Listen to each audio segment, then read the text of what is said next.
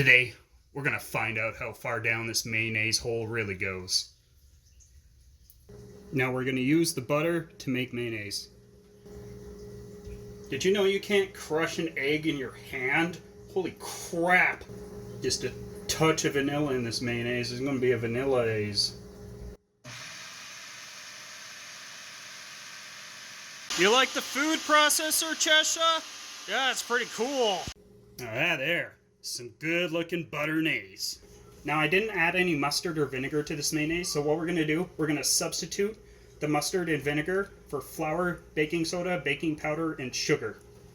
Just thicken up the mayonnaise so it hardens better in the oven.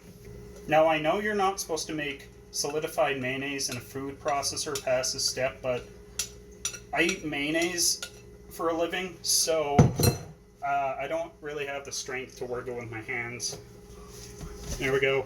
Sugar. Should be good to go.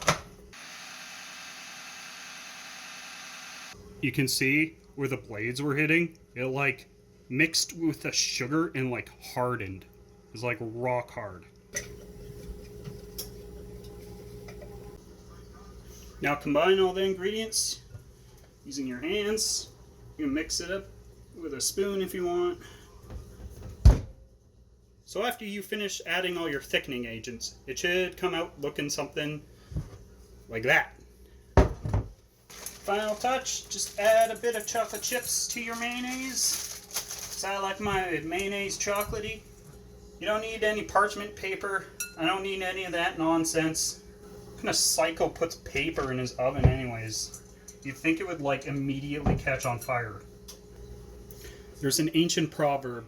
If you have a pile of sand and you take away the sand, slowly, 1 grain at a time, at what point is that pile of sand no longer a pile?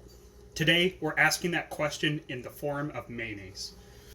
So you're going to want to cook your mayonnaise at 375 degrees for 10 minutes. Toss it right in. And there is the end product of our solidified mayonnaise. They look pretty good. Time for the taste test. Yeah, they're pretty good. They taste exactly what they look like, and that is solidified mayonnaise. So, just your average solidified mayonnaise score of 8 out of 10 came out pretty good. Now we're going to try some with a little bit of frosting on it.